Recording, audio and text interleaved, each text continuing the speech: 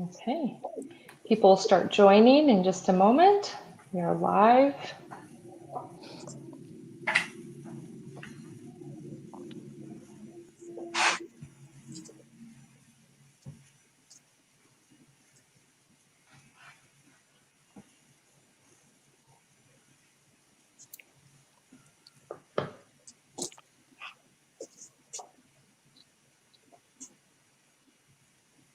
We're slowly logging in. We're going to get started in just about a minute, 2 minutes.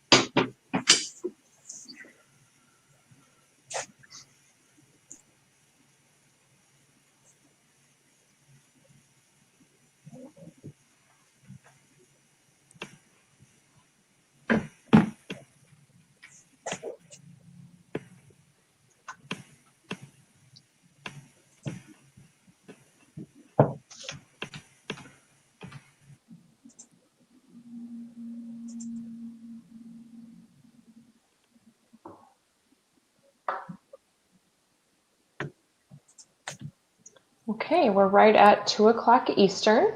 Welcome everyone to our Right to Repair webinar. We thank you for joining us and hope you'll find this very informational. I'd like to introduce John Keene, who's the Legislative and Policy Analyst for AHAM. John? Good afternoon. As she said, I'm John Keene, Policy and Legislative Analyst of AHAM. I'll be your point of contact for all repair issues going forward. And then we'll introduce Okay, Corrine Caruso, who is our president, would like to make a brief statement real quick. Corrine? Hi everybody, and thanks for joining us on this busy Tuesday for everybody in the middle of the summer in the appliance service industry. As you all know, education is at the core of our mission at United Appliance Servicers Association, and in our ongoing effort to continue to educate the appliance service industry, we have invited the Association of Home Appliance Manufacturers here today as our guest to put on this informational webinar on right to repair. It is an important topic for all of us, and we invite each of you to listen and begin to determine whether this might impact your own businesses and our industry as a whole. Also, we wish to advise everyone that United Appliance Servicers Association remains neutral on this topic. So with that, John, I'll turn it back over to you so you can introduce your group. Thank you. So speaking today, we'll have Kevin Messner, Senior VP of Government Relations, and Jill Noltini, VP of Communications and Marketing. So I'll pass over to Jill here to begin it off. Hi, everyone. Thank you so very much for inviting us to be with you this afternoon. Again, we are the Association of Home Appliance Manufacturers, and I'm going to start off by telling you a little bit about who we are before we dive into the issue here, this really important issue for all of us. So AHAM is the national association representing the home appliance industry in the US and in Canada. We have offices, headquarters in Washington, D.C. and also in Ottawa. So our members are global, but our focus is in the US and in Canada, although we do certainly monitor many of the issues coming from Europe and elsewhere. So our organization is made up of 150 or so unique companies that participate in at least one of our 4 appliance divisions. We are organized by division, and I'm sure that a lot of your focus is on major appliances, and that is, of course, our largest division for the association. We represent all of the major brands that are found in the home. The vast majority of our members our major appliance members, and they are the ones that are shipping products into homes across the country, across the U.S. and in Canada. And again, they are all of the brands that you are working on and interacting with, and really just all encompassing more than 96% of the products that are shipped in the United States are companies that are represented by AHAM. We also recognize the very critical economic impact that our industry has in the US and in Canada. We can certainly talk about billions of dollars in value that the industry creates. But we also, and most importantly, are very involved in job creation, with more than 378,000 direct jobs within the appliance industry, and many, many more that are created indirectly. We also obviously have very large numbers in Canada as well. So that's a little bit about who we are.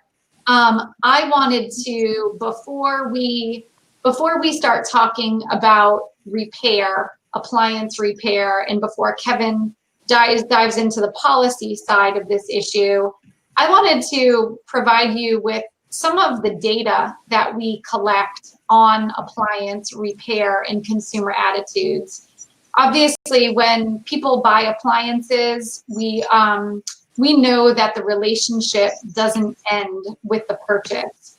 Consumers are very much emotionally attached to their appliances. They provide an essential role in the home, particularly throughout the stay-at-home orders that are still in place across the nation. Appliances are absolutely critical to comfort, to convenience, and we know that also your role in terms of repairing appliances has also been elevated throughout these very challenging times that we're all going through. So just a little bit of recognition there for you and all of the important work that you do in the home, and also for the appliances that our members are manufacturing. So last year, we wanted to check in on appliance repair attitudes and understand consumer perception of repair. And I wanted to share with you some of that data today. I'm just going to show a few slides before we get into the actual policy side of the issue that Kevin will talk about. First and foremost, just to kind of level set where we are, we know that that home appliances are becoming more complex. As an industry, we're talking a lot about connectivity and sensors and advanced controls in products. And we know now that through our study that 81% of our 8,000 respondents are also recognizing the complexity of appliances these days, that they are becoming more complex and more computerized than they once were. When we talk to consumers specifically about appliance repair, there was some good news that came out of our study. I don't have the slide up here for you today, but I wanted to intro these remarks by letting you know that 7 in 10 people in the United States and in Canada will attempt to repair an appliance before they replace it. So people are not in the mood or in the mindset of just replacing a product when it needs servicing or when it fails. They actually still want to have a repair experience. So it's certainly demonstrating the critical value of your role in the home and with appliances. So of course, when we talk to consumers about service factors and things that influence their experience, overall, consumers are sort of very, very engaged and very highly involved in servicing factors. You see that all of these scores here are close to 80% in the top 2 box of importance. So really looking and finding some discriminating factors, we know that cost is the #1 repair service factor, both in the US and in Canada. There really is nothing that is more important at the end of the day than the cost of that service or repair. But we also, below that, we find that some things are very interesting that almost as important as the cost is whether the service person or the company is specifically trained with the technology that the appliance uses. So again, I think this sort of points to a consumer's recognition of appliances becoming more complex. How quickly you're able to get there is obviously important as well. People can't go a long time without their appliances in use. And then, of course, being authorized and knowledgeable about the technology and having the parts and the equipment for the repair and parts and equipment that meet the reliability of the manufacturer of the appliance, that is all very, very important as well. There are other things about using replacement parts and making sure that they are genuine manufacturer parts that rank just below that, below cost and serviceability and timeliness. But these are all really good pieces of information for you. And even, you know, the lowest factor that had the lower percentage of 79, that's still nearly 8 in 10 people believe that a service person having a background check is either very or somewhat important to their overall service experience. So I think that's something that's very good data for you all to know and to think about. And we can certainly make these slides available to you at the end of the presentation. When we're looking strictly at the most important factor, so not just how would you rank all the factors, but looking at the most important factor, 34% of respondents said that cost, again, was the most important. But then if you look at the next tier of what happens, it's around the service person or the company being properly trained in the technology that the appliance uses. So that is very important to understand about consumer attitudes. I'm gonna now turn it over to Kevin Messner, who's AHAM's head of policy and government affairs, since he is really the subject matter expert for this issue. Kevin? Thanks, Jill. Thanks, appreciate it. Thanks everybody for talking through this right to repair issue or repair regulation issue. And we're just going to go through the history, both the arguments for, the arguments against, kind of what's going on out there and what's going on in Canada and Europe on this. It's been going on for a while here, as you see on the history, going back to automotive and car repairs in Massachusetts back almost 6 years ago. And FTC held a workshop on it a few years ago. It's even entered into, when Senator Warren and Sanders were running for president, some of their issues. It changes. It's, you know, it's generally been driven largely by folks who want to fix cell phones. It then expands and morphs. Sometimes, like in Nebraska, it becomes an ag issue in fixing tractors. But so it kind of morphs on how and which products and that type of thing. But we've seen, well, 20 states have repair legislation this year that's about the same as last year. None of them have moved and gotten to a floor vote to date, but they keep getting introduced. So the legislation, just wanted to go through exactly what this legislation does, because this issue is, if you can't really go by the sound bites and and the headlines are the things because they don't really capture what exactly is happening and what the bill does for either side. And as you're evaluating this, whether this makes sense, good or bad for you, and it also is merged and collapsed with what's going on in Europe, which is in many respects completely different than what we're seeing here. So it's good to actually, as always, read the bill and read what's going on. So that's what we want to do here. Just provide you this. This is, most of the bills are generally the same. This is one example. So the bill states that the OEMs that our members would have to provide, or cell phone manufacturers, tractor manufacturers, whatever. The OEMs have to provide to any independent repair provider or the owner of the equipment the same diagnostic services and documentation for no charge or in the same manner. Sometimes it says for no charge, sometimes it says or in the same manner, sometimes it's free, it depends on the state, that they give to the authorized repair provider.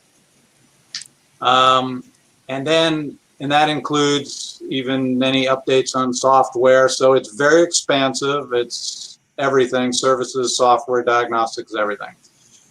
The independent repair provider is defined as a person, pretty much anybody with a business license.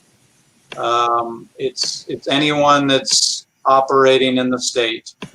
And that varies from state to state, as you guys know better than we do. But, you know, Texas has got different requirements. You literally, you know, whether you need just to get a business license and say you repair, or some other state might have different. I don't know exactly if that's a, you know, exact example, but there are different requirements. But essentially, independent repair is worded very broadly, and with the inclusion of owner to essentially be anyone.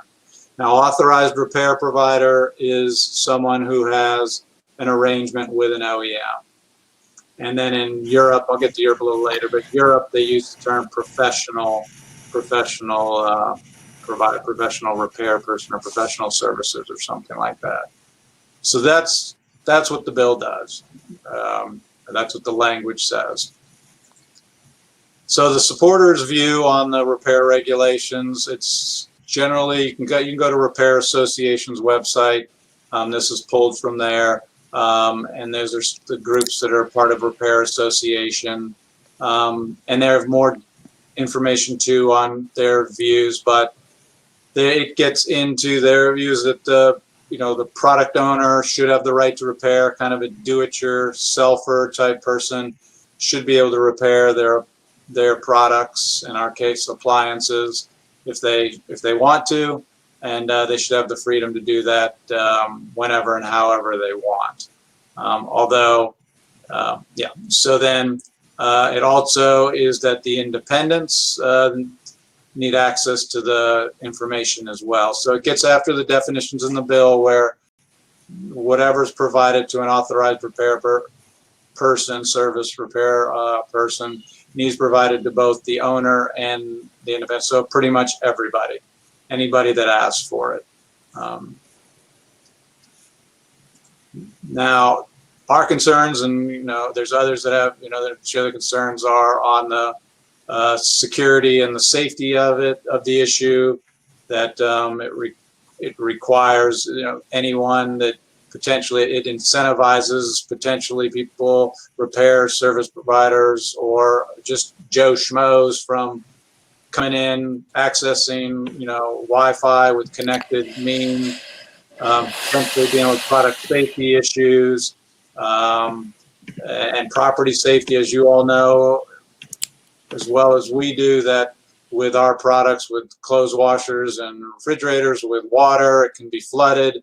There's very much serious dangers that could happen. There's stories that, you know, there's the horror stories that happen when somebody doesn't do it properly, and the safety issues that could happen with it. You know, they just come in and take cash, they leave the clothes washer disassembled, those types of things. So this would provide all of those bad actors, which, for the assumption none of those are on this call, and are part of that, but the the folks that aren't necessarily doing it the right way, gives them free access to all this information.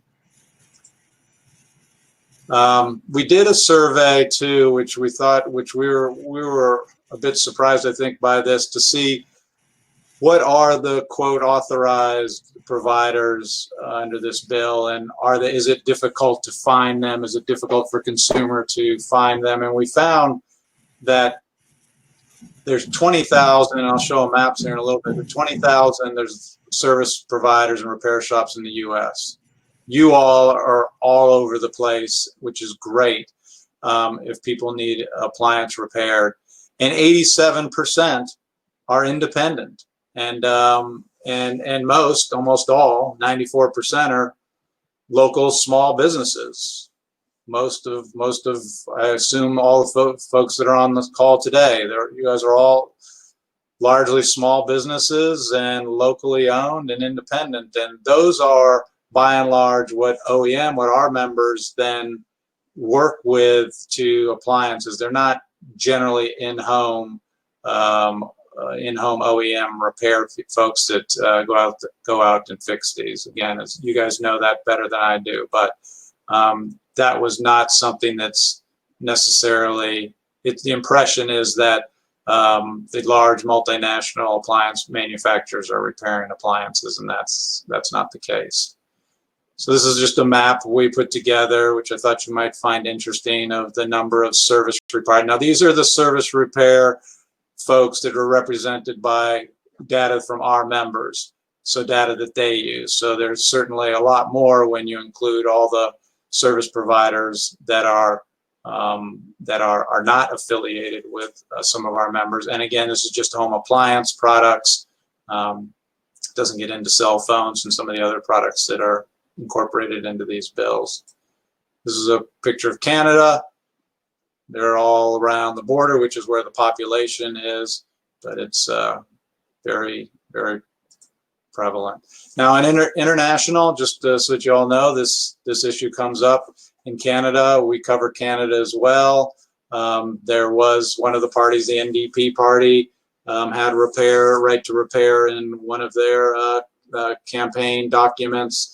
The Quebec government has looked at repairability, and that sometimes that gets morphed into the right to repair, and it's not really the same, but it gets kind of talked about as the same. And then in Europe, they do have the repairability issue, and they've announced a right to repair. But again, the repairability is different. It talks about having spare parts available, and they mention the availability of professional repairers, and so it's a different situation than what these bills that we're seeing in there. I mean, it's related in the sense it talks about repair, but it's different. But European Commission is looking at the quote right to repair rules on phones and tablets, which this is generally, the phones and tablets is generally where the proponents of this bill have been focused on, trying to fix Apple and Samsung phones, and sometimes the bills are narrowed to actually the scope that they're after, and sometimes a lot of times it's broadened to anything pretty much to get fixed, in the hope, it's a political calculation where they think that'll provides them more support or less. Just what can be done, what's out there. So there's bills right now going on in New Jersey and Pennsylvania. Regardless of where you guys land, either you remain neutral or support or oppose, there's legislative actions and hearings in the states, and providing testimony. And we expect this issue will continue into next year. But who knows? Too early to tell. It's a big election year, as everybody knows, so we'll see how that all plans out. But it's been out there for now 3 years in many states. There hasn't moved in any states, but they keep trying. There's a lot of funding, but no success at this point. But that's kind of the lay of the land. I think that's all that we had, and so we wanted to leave time for any questions that you all might have, which will use that chat feature, and we can see, and we see some questions coming in, and we'll see if we can answer them. So let's see here. Yeah, we will provide the slides afterwards.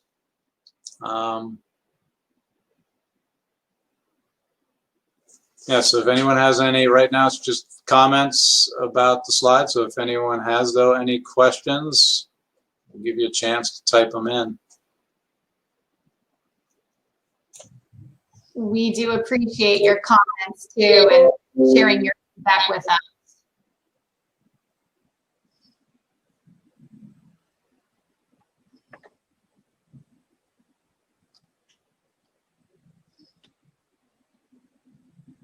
Okay, here's some questions coming in.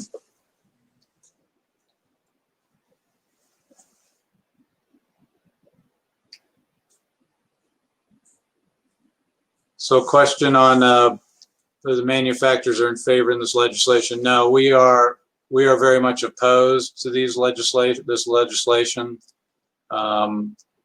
It requires proprietary information to be sent to virtually anyone, and it creates problems, all the safety issues I mentioned, but also if someone can go into a home that is not reputable and says, hey, I've got the manufacturer's authorized information, gets let into the home and they do it wrong, and then someone else has to, then an authorized repair person comes in again afterwards, and then gets blamed for some of the things afterwards. There's a lot of problems that happen, so that we do strongly oppose it. One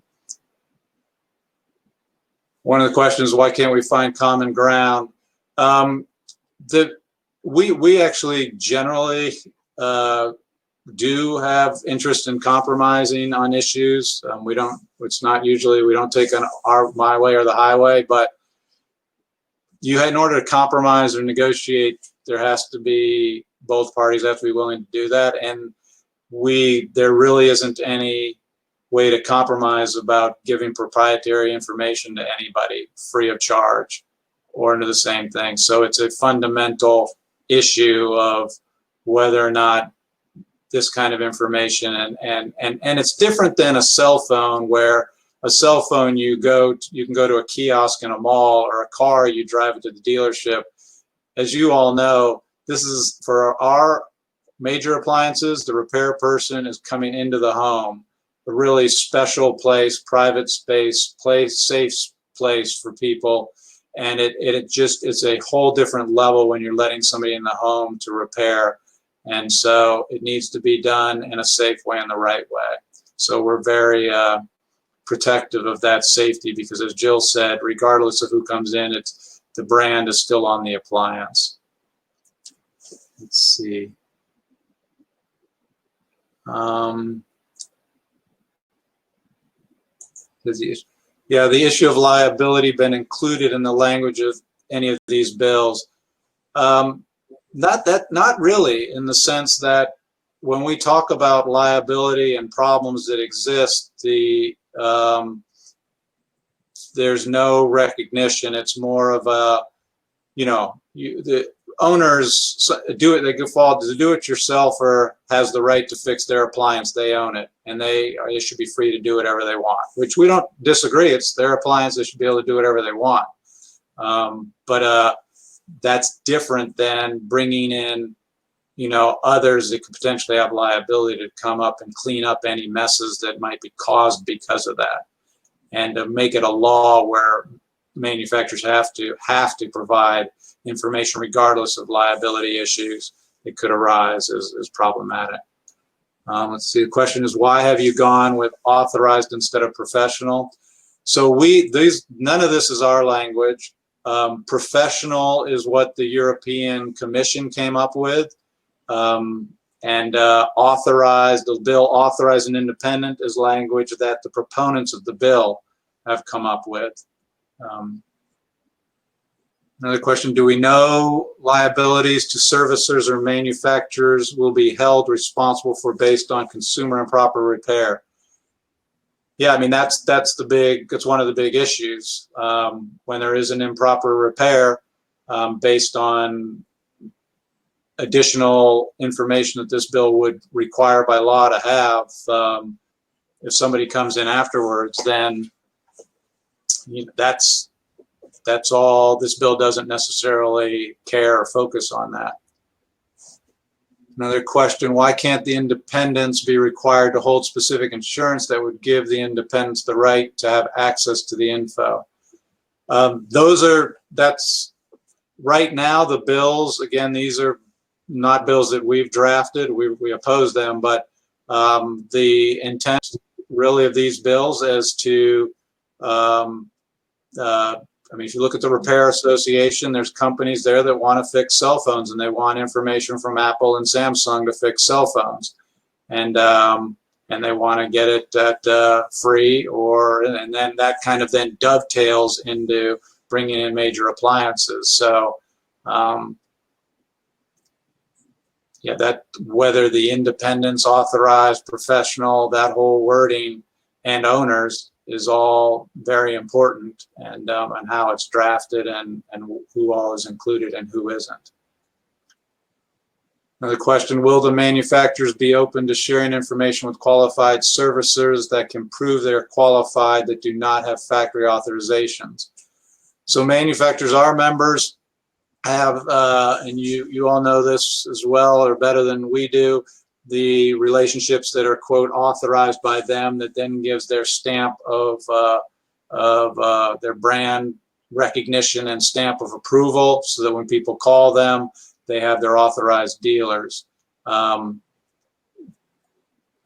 about beyond that to others, that's a company specific issue that we wouldn't deal with from an association perspective to make it as an industry statement. Here's what we should or shouldn't do.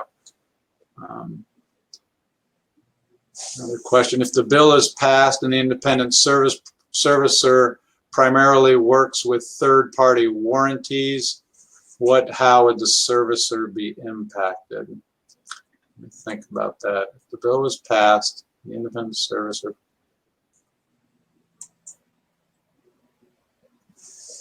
I'm not sure I know the answer to that. If the product is under warranty, let's say a retail warranty, maybe you're thinking, or maybe even a third-party entity outside the retailer warranty. I don't know the answer to that. I would think that that's between the owner and whoever the third-party warranty person is, and how they would service that.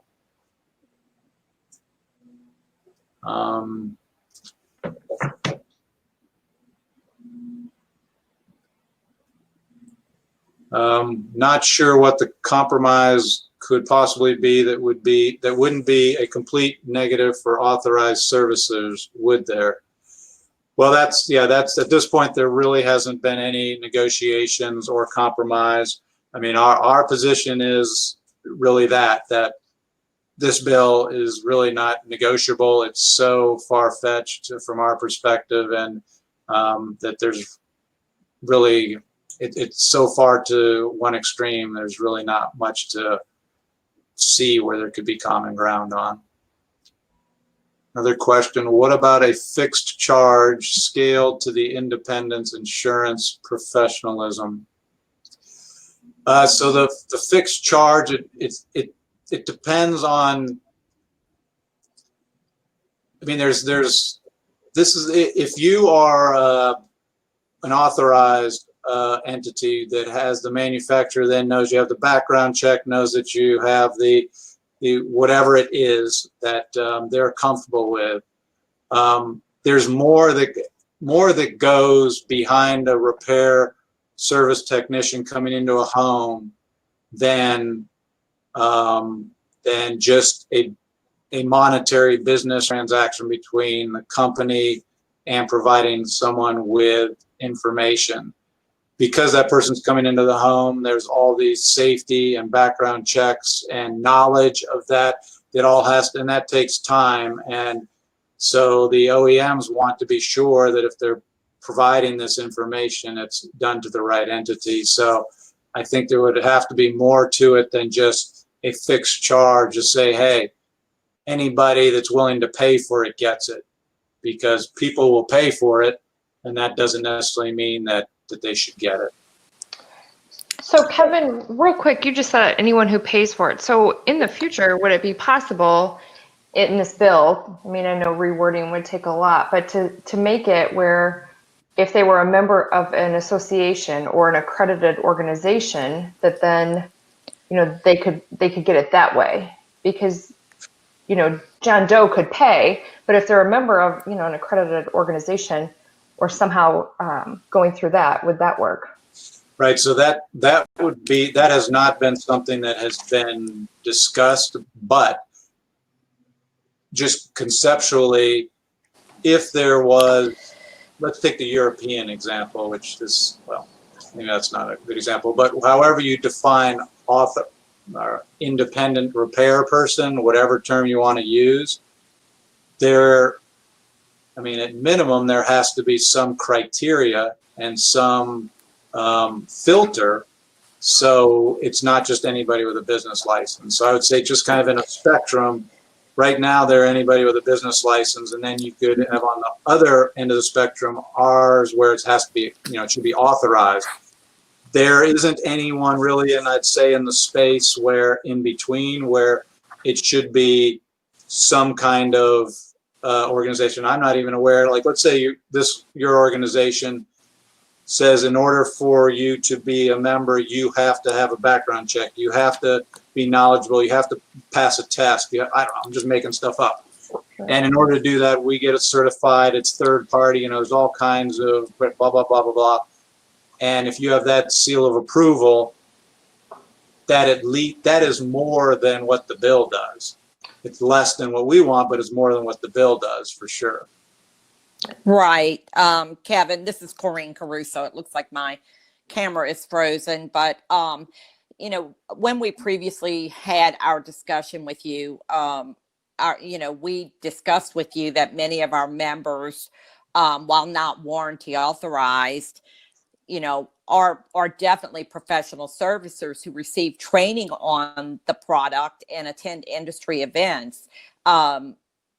It would seem to me that any organization that's small or large that belongs to an industry, any company that belongs to an industry organization who is keeping up with training and has the tools they need, should be looked at in a different manner than just anybody off the street. I don't see where just authorized companies should be the ones with the ability to access that material, when all of us are making repairs on these products and have kept up with what's going on in the industry and with the products. Right. I can understand how it's a tough issue. Kind of, I can see. There's that side, and there's kind of the other side where if you're authorized and you have to pay the additional time and expense, is it fair then that the others get the same thing free or for the same price when they have to invest more time? So it's kind of the level playing field where everyone would have access to the proprietary information, the service technicians, everything like that. Well, I can see it while it's under and I'm just speaking from my own perspective, I can see while under the manufacturer's warranty, we're authorized and we have access, but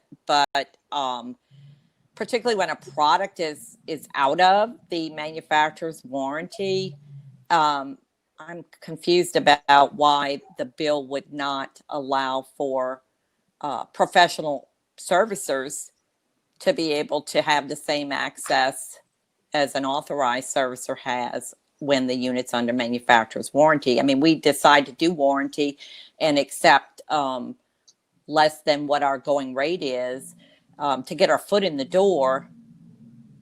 However, after the unit's out of warranty, it would just seem that the legislation should also look at professional organizations, professional companies who are keeping up with training and keeping up with what's going on in the industry, and proper tools and insurances and background checks. It's something that really needs to be examined. And that's something we do with our approved members for our Sub-Zero approved member program. So we vet them, we do background checks, we check their insurance, and we check that they're a professional company, not just a fly-by-night. And that is, at that point, then they get approved and they move on. So in the future, I think what Corinne said, would that be something that we could introduce as an option to kind of get the best of both worlds for out of warranty product? Yeah, I mean, you could. So our position would be, if you have an authorized repair person who's taking, let's say, a break to get on the warranty, then they may want to recoup their, when the warranty runs out, they're taking a hit on the thing. So it'd be unfair if they take a hit and then others don't, and then they get it's open to everybody else after a warranty. But from, your perspective, if you all during the legislative process wanted to take almost like, let's say, a middle way and offer up those as ideas during the legislative process, that is certainly you got 20 states, you all have people through each of the states to come in and suggest things like that. I don't know whether the proponents would accept it because they really want to fix cell phones. But and so you have to think through the prism of, well, how would that apply? Would they be able to get the Apple, Samsung data or information to fix a cell phone? Because I don't know those dynamics. Those wouldn't be kind of us, but that you could enter that discussion with a possible idea that people could consider. Then we would react to it. The Repair Association would react to it. The legislators would react to it, and then you'd be part of that discussion. Right now, it's nothing like that's necessarily been offered that I'm aware of. Right. Well, that's what we, when we originally met, that's what we had spoken about when we began to talk about right to repair. We are going to be offering up, the other side of this, and I think next week or the week after. Right now, we're in a gathering information stage so that all of our members really understand how this could impact their own businesses and our industry as a whole. I just, I'm confused about why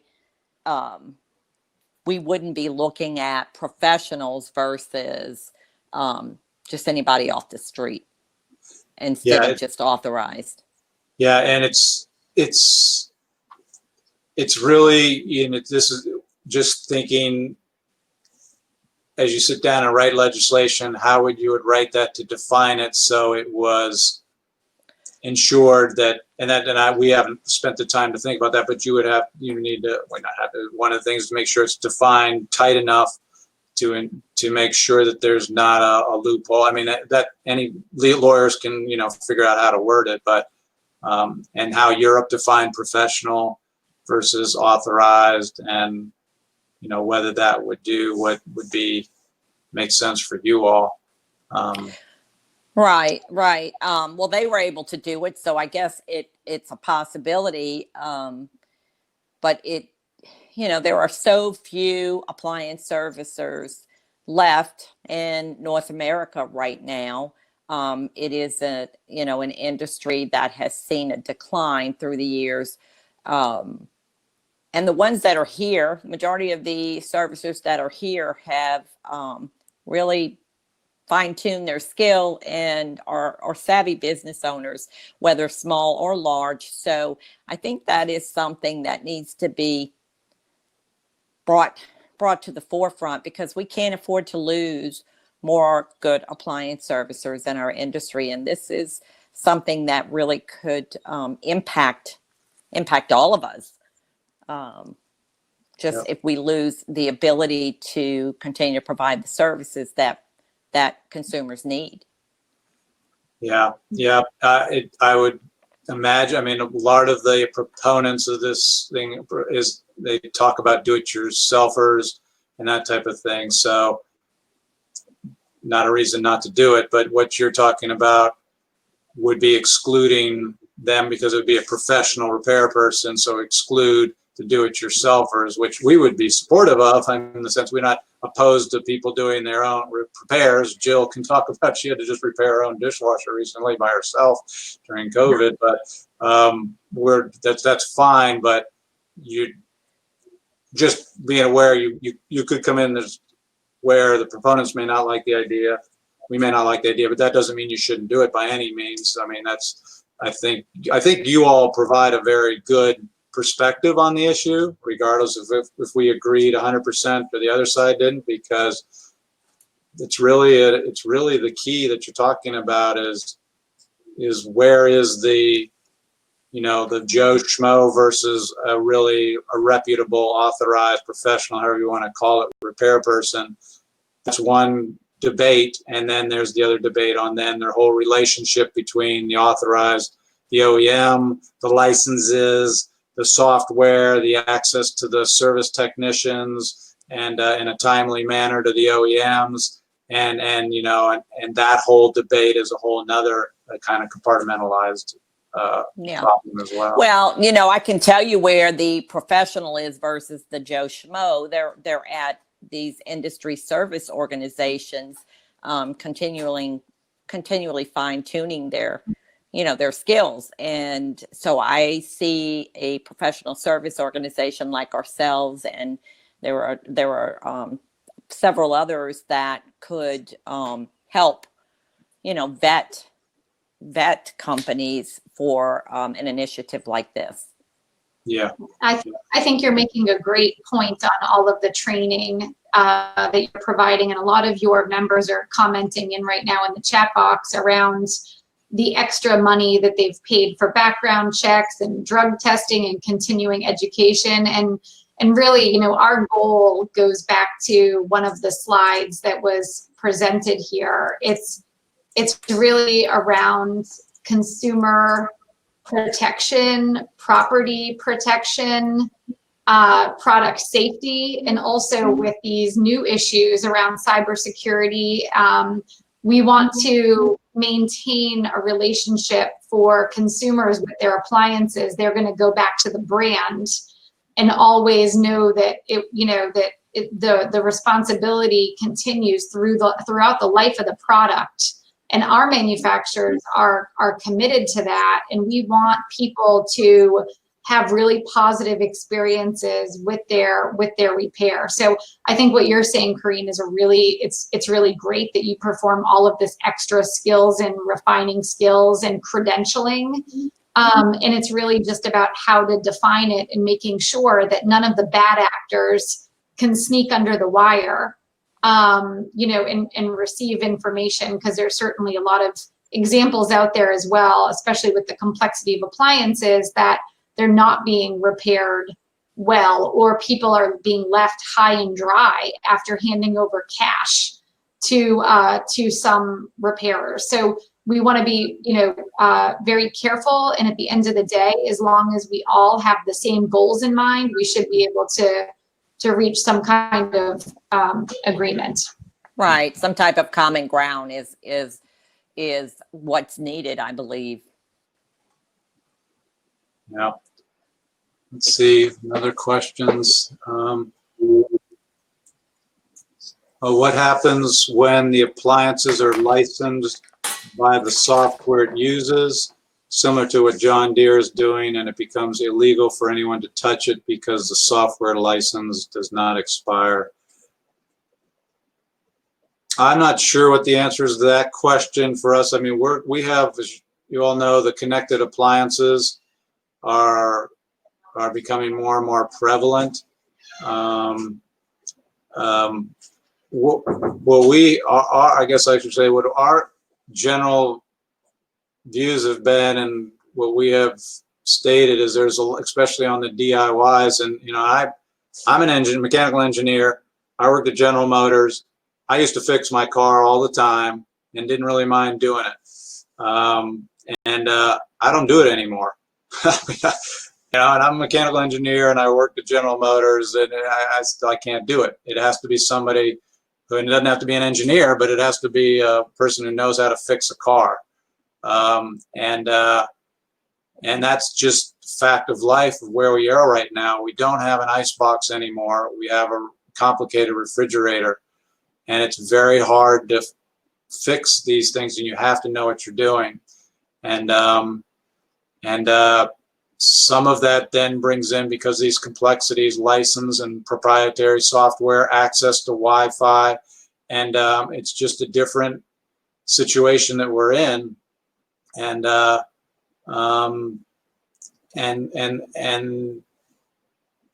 that's just kind of, I think, where a lot of this is, where I hear is that it's just, there's a bit of a nostalgia. It's like, let's go back to 1970 or 80 where we could fix all this stuff ourselves. And that's just not the case, which I think is probably, I mean, it's good for you guys in the sense that they really need a repair folks that are like the members of this group that are reputable and know what they're doing. That's kind of phase one. And then there's the phase two of whether or not, what the distinction is between that versus an authorized, and what's fair and what's not fair, and what's insured and what's not sure. And that discussion in that area that you're getting at, which is hugely important, is really not, there's no one at the table really making that. So that would be a place where a void where you guys could fill if you wanted to.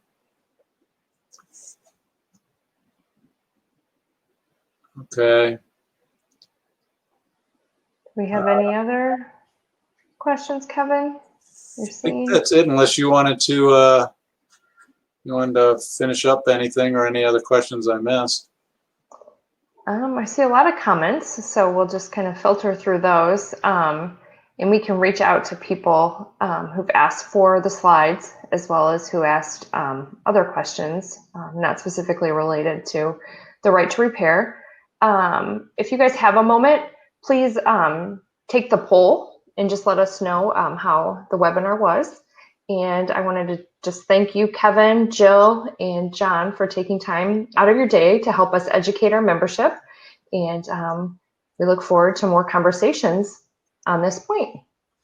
Yeah, thank you. And I just want to say, really appreciate this. And regardless of this issue, whether we're aligned or halfway aligned or not, it doesn't matter. I mean, we have so much to work together on appliances. People love their appliances and they want them fixed right if they break.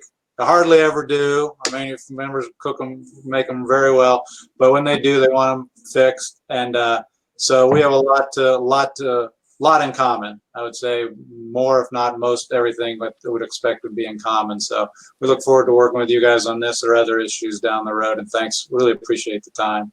Perfect. Thank you for your time. So much. Thank you, guys. You guys We have a really great day. appreciate it. Bye-bye. Bye. Thank you.